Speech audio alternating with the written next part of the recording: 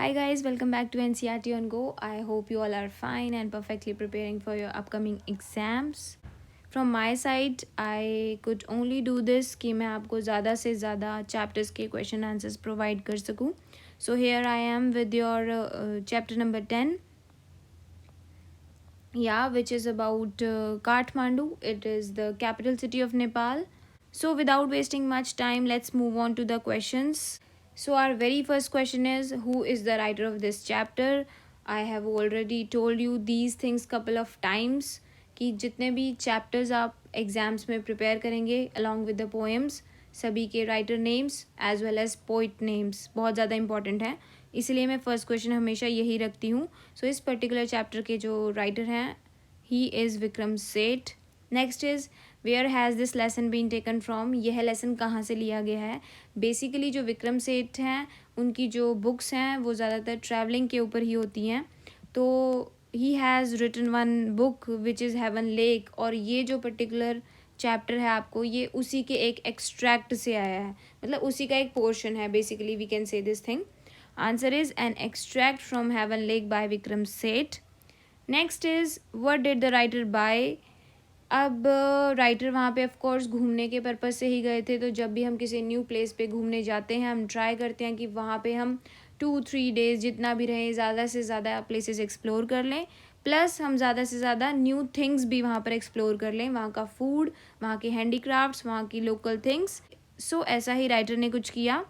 अब जो भी चीज़ें उन्होंने परचेज़ की थी उनकी मैंने आप लोगों को पिक्चर्स दी हैं साइड में ताकि आप लोगों को अच्छे से समझ आए, बिकॉज ये थोड़े से वहाँ के लोकल टर्म्स थे. The answer is the writer bought a bar of मर्जी पान.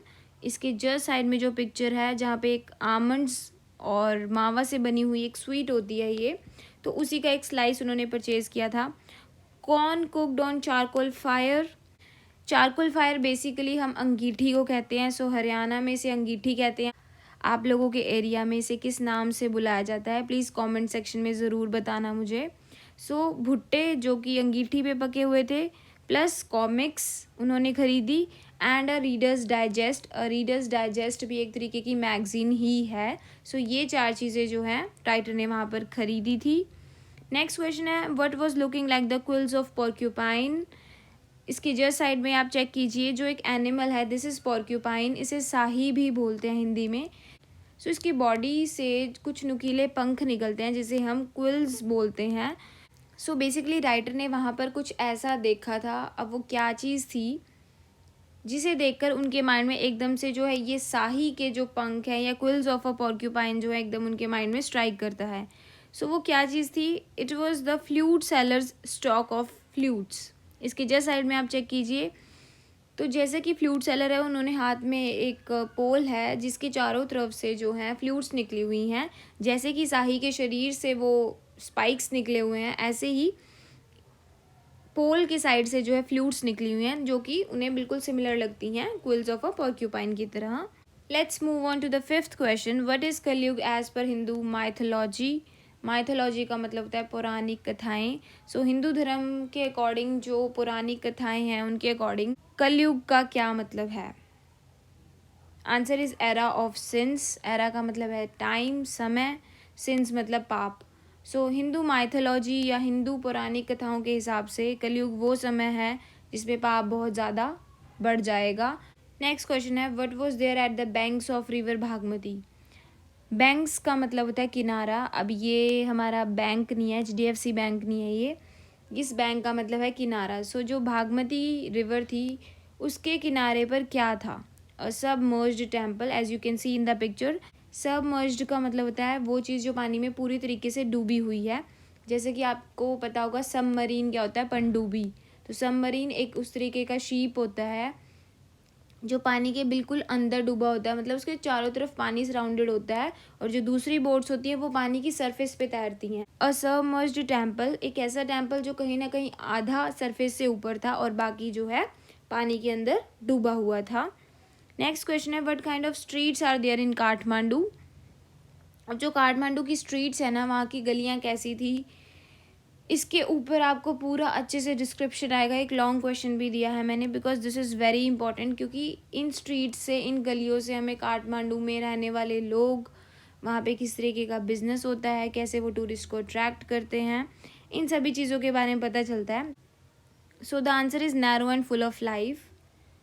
नैरो मतलब भीड़ी, फुल ऑफ लाइफ इसलिए कहा गया मतलब ज़िंदगी से भरपूर, क्योंकि वहाँ पे टूरिस्ट्स को कन्वीनियंस प्रोवाइड करने के लिए छोटी से छोटी और बड़ी से बड़ी चीज़ें, उन भीड़ी गलियों में 5 स्टार होटल्स हैं, कार फैसिलिटीज़ हैं, ट्रांसपोर्टेशन फैसिलिटीज़ हैं, गाइड हैं, वेंडर्स हैं, हॉकर्स हैं, रेस्टोरेंट्स हैं, म्यूज़िक है, फूड है, हैंडीक्राफ्ट्स है, सब कुछ है उन भीड़ी गलियों में, इसलिए वो गलियाँ फुल ऑफ लाइफ हैं. नेक्स्ट क्वेश्चन है, what is a Japanese shakuhachi. So as you can see in the picture it's a kind of a flute, एक तरीके की बांसुरी होती है ये भी. नेक्स्ट क्वेश्चन है, who owned most of the shops in Kathmandu. Answer is Tibetan immigrants owned most of the shops in Kathmandu. Immigrants वो लोग हैं जो उस कंट्री में पैदा नहीं हुए, but because of work, study या किसी और पर्पज़ के लिए वो उस कंट्री में आए और फिर वहीं रहने लगे after the completion of their studies या जो भी वर्क परमिट और जिस भी तरीके से वो लोग आए थे.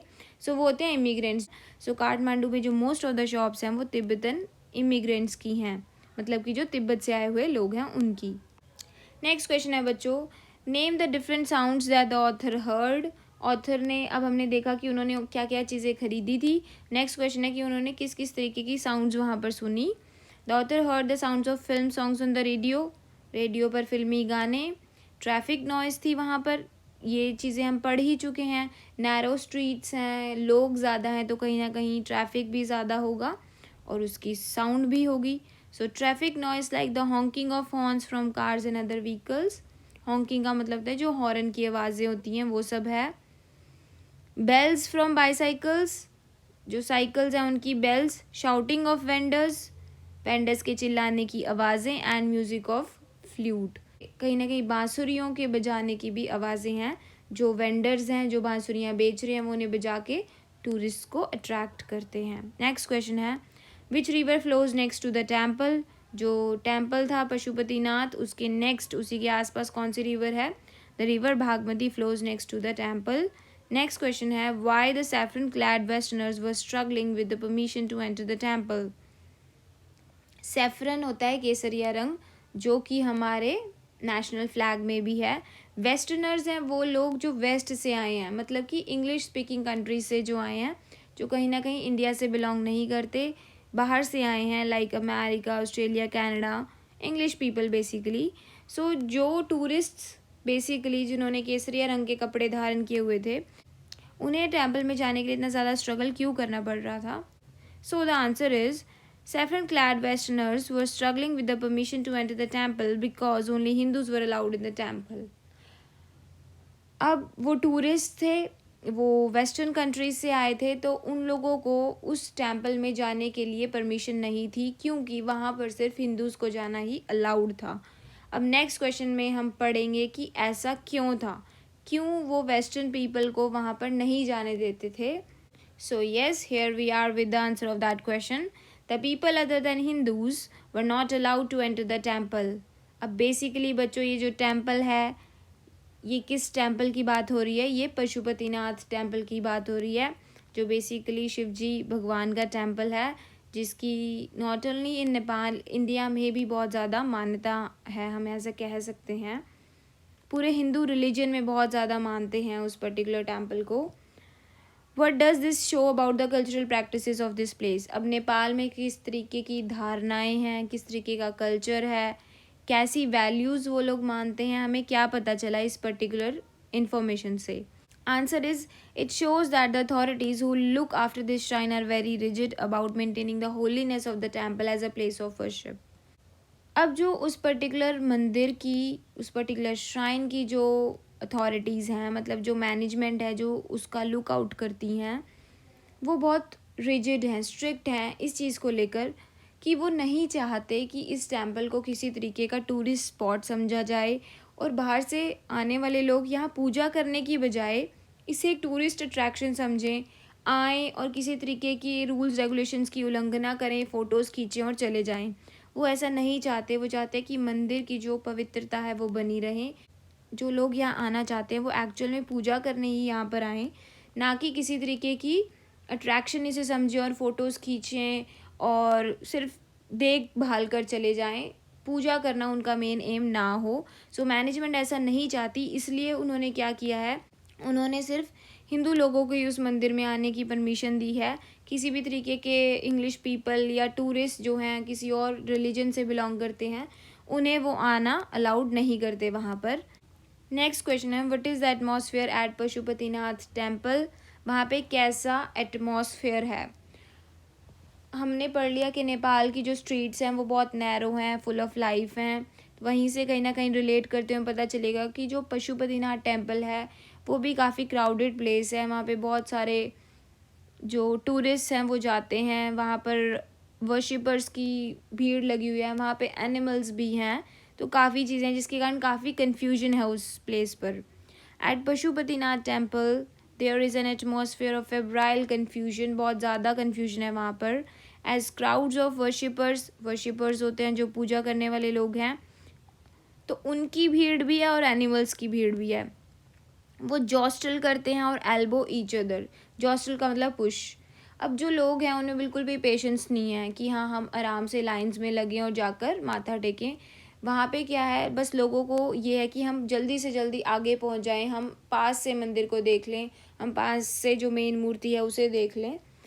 तो इन चीज़ों के चक्कर में वो, अगर मैं एक इनफॉर्मल लैंग्वेज में बात करूँ, वो एक दूसरे को धक्का मुक्की करते हैं, जिसके कारण वहाँ पे काफ़ी ज़्यादा कन्फ्यूजन भरा एनवायरनमेंट है। Next question is, what is the contrast between the Bodhnath stupa and other places of worship? Contrast बताना है अब आपको पशुपतिनाथ टेम्पल और बोधनाथ स्तूपा या फिर और भी जो रिलीजियस प्लेसेस हैं उनके बीच में। एक बेसिक सी मैं बात करूँ तो जो पशुपतिनाथ टेम्पल है वहाँ पे काफ़ी ज़्यादा क्राउड है, जिसके कारण काफ़ी ज़्यादा कन्फ्यूजन एंड नॉइस है। वेयर एज जो बोधनाथ स्तूपा है that is a very calm and serene place, वहाँ पर लोग भी कम हैं और शांति भी काफ़ी ज़्यादा है। इसी का एक फर्दर लॉन्ग क्वेश्चन भी रखा है मैंने। इसका पर्टिकुलर क्वेश्चन का आंसर है, Bodhnath stupa was full of serenity and calmness. Serenity का मतलब होता है पीस, शांति है वहाँ पर बहुत ज़्यादा। The stupa had an immense white dome with silence and stillness as its distinctive features. ये जो आप देख सकते हो पिक्चर के अंदर, डोम का मतलब होता है गुम्बद।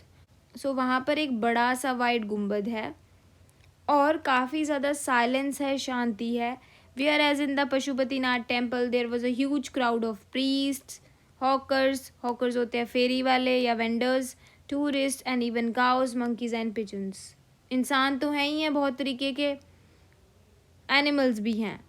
Inside the temple, there were a large number of worshippers who elbowed others aside to move closer to the priest. Together, they created utter confusion. वहाँ पे लोगों की इतनी भीड़ है जो एक दूसरे को धक्का मुक्का करके आगे जाना चाहते हैं ताकि वो पुजारी के पास जाकर पूजा कर सके। अब इसके अपोजिट जो बोधनाथ स्तूपा है वहाँ पे एक तो इतने ज़्यादा वर्शिपर्स नहीं होते, दूसरा वहाँ पर ऐसा कोई माइंडसेट नहीं है कि हमें बिल्कुल आगे जाके पूजा करनी है, हमें प्रीस्ट के पास जाना है। वहाँ पे प्रीस्ट भी नहीं होते। वहाँ पे जिन लोगों को पूजा करनी है दे simply come up with their carpets और मैट्स, और वो मंदिर के एक कोने में आराम से अपने मैट बिछाकर अपनी जो हम कह सकते हैं मेडिटेशन जैसी उनकी बेसिकली पूजा होती है वो चीज़ें पढ़ते हैं और मंत्र उच्चारण वगैरह करते हैं। नेक्स्ट क्वेश्चन है बच्चों, what is the belief at Pashupatinath about the end of Kalyug? अब हर एक टेम्पल में कोई ना कोई धारणा होती है, कोई ना कोई विचार होता है, कुछ ना कुछ मान्यता होती है। ऐसे ही पशुपतिनाथ में भी एक धारणा है कि कलयुग का अंत कब होगा, तो वो किस तरीके से हैं चीज़ें। Answer is, there is a small shrine on the banks of the holy river Bhagmati in the Pashupatinath temple. Pashupatinath temple के पास एक रिवर है भागमती, उसके किनारों पे एक छोटा सा मंदिर बना हुआ है। Half of this shrine protrudes from a stone platform. Protrudes का मतलब होता है जो चीज़ किसी सरफेस से बाहर निकली होती है। तो ये जो मंदिर आधा है, as you can see in the picture, आधा मंदिर जो है एक स्टोन प्लेटफॉर्म से ऊपर को बाहर की तरफ को निकला हुआ है।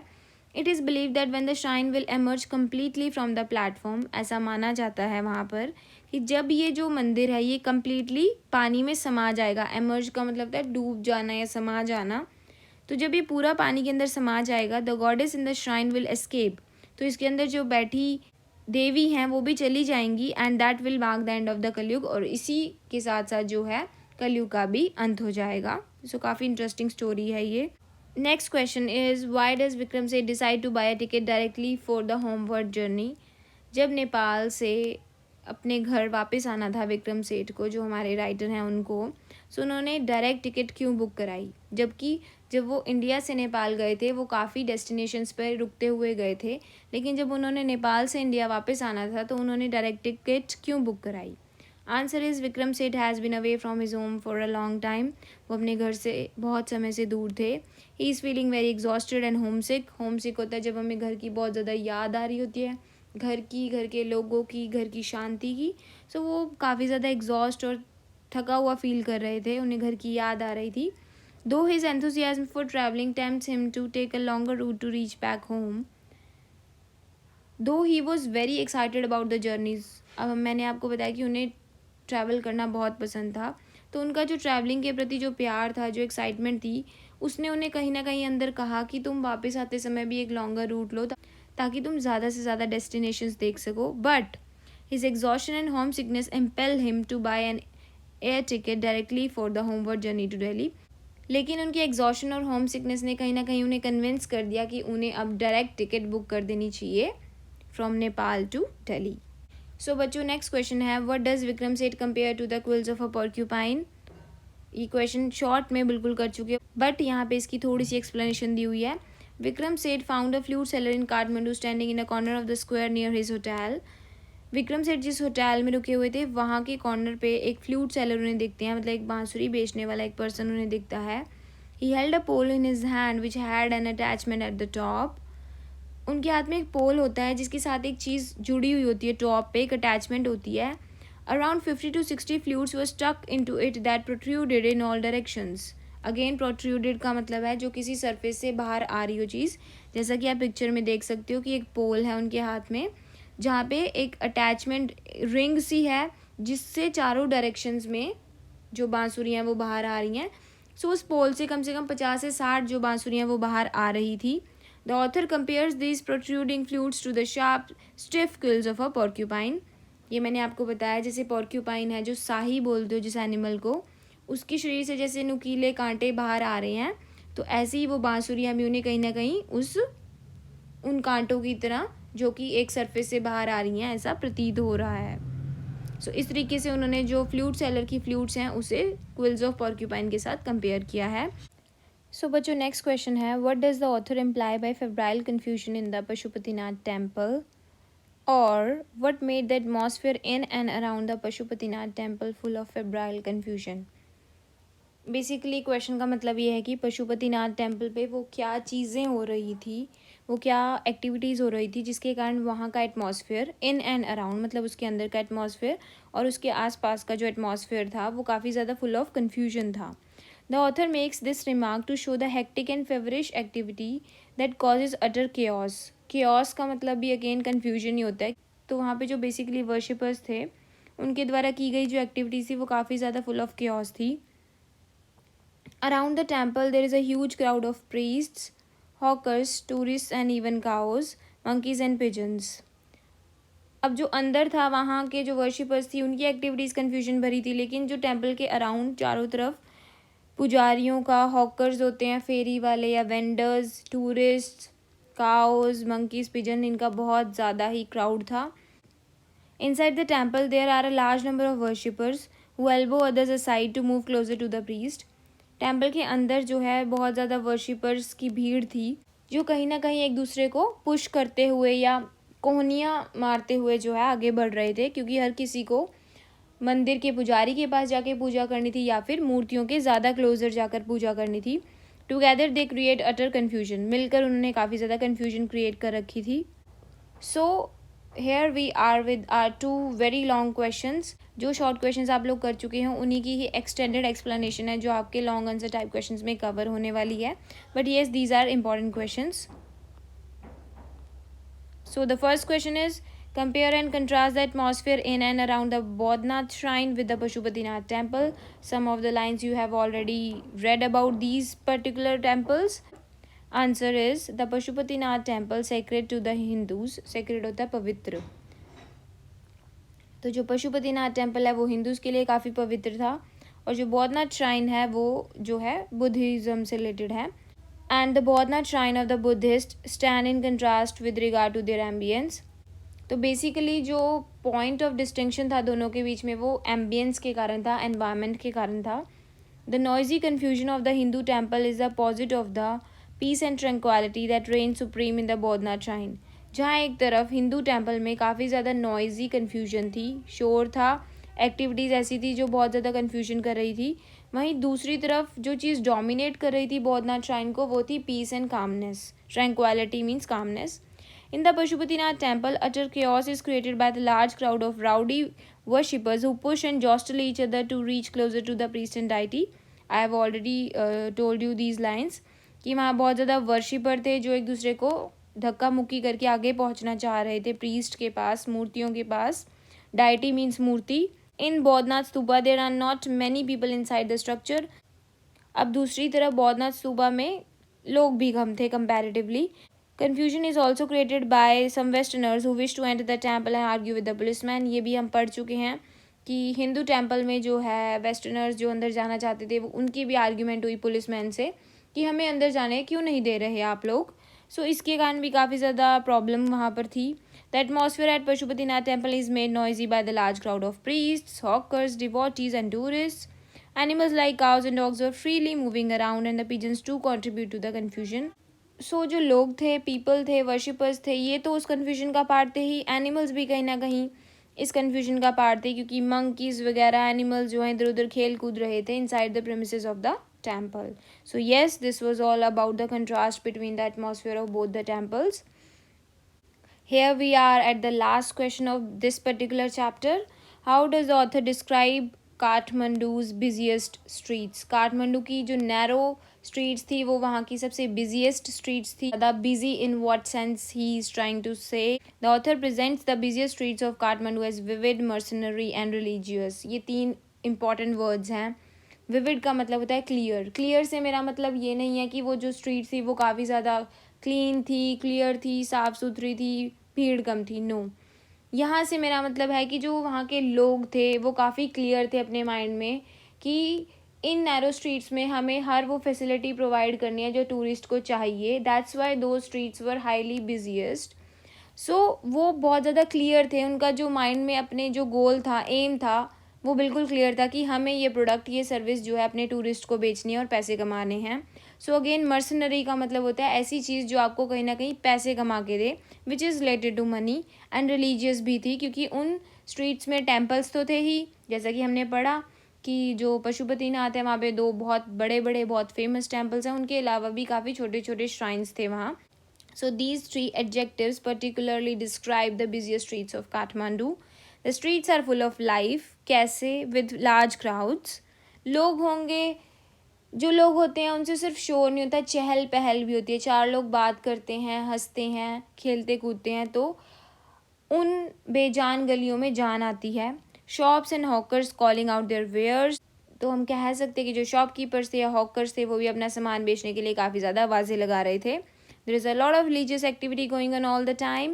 Besides the well-known religious shrines like the Pashupatinath temple and the Bodhnath Stupa, Kathmandu also has some shrines and flower-adorned deities that line the narrow but busy streets of Kathmandu. जैसा कि हमने पढ़ा, बड़े टेम्पल्स के अलावा कुछ छोटे छोटे टेम्पल्स भी थे और उन गलियों में फ्लावर अडॉर्न डाइटीज़ थी, मतलब छोटी छोटी मूर्तियाँ थी जिन्हें फ्लावर से काफ़ी ब्यूटीफुली डेकोरेट किया हुआ था. Adorned means decorated. It is mercenary as it is a tourist place. अब ये मर्सनरी इसलिए है क्योंकि ये टूरिस्ट प्लेस है. आप सभी को पता होगा कि नेपाल की इकॉनमी का मेजर हिस्सा टूरिज़्म से जाता है, तो वहाँ पे होने वाली हर एक एक्टिविटी एक मर्सनरी है क्योंकि उसका एम क्या है? पैसे कमाना, related to earning money. And a lot of business flourishes in the narrow streets.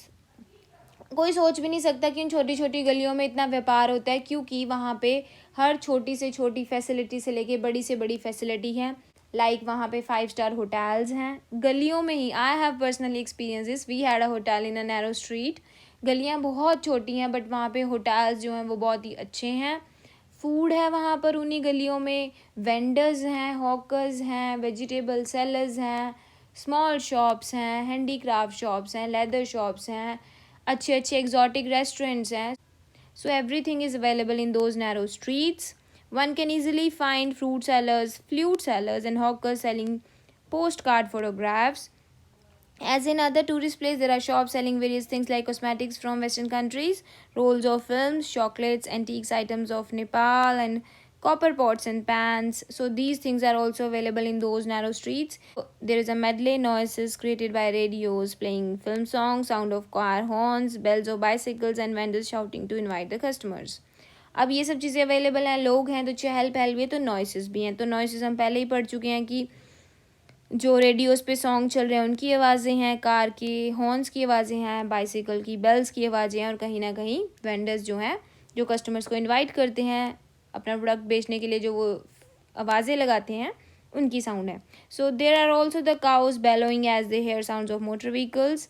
Informally अगर मैं कहूँ कि जानवर जो है वो थोड़ा सा ऑड सा बिहेव करता है, जैसे ही वो शोर सुन लेता है, क्योंकि उसकी कामनेस कहीं ना कहीं डिस्टर्ब हो जाती है, तो वो वही करते हैं. Thus the streets of Kathmandu are full of noise people as well as full of life because everything is available in those narrow streets. इस वीडियो पसंद आया तो प्लीज़ लाइक ज़रूर कर देना. एंड एक चीज़ करनी है आप लोगों ने कि अगर किसी स्पेसिफिक चैप्टर के क्वेश्चन आंसर्स चाहिए तो please mention the name of the chapter in the comment section and do share it with your friends so that exam से पहले वो भी ये चैप्टर क्लियर कर सके.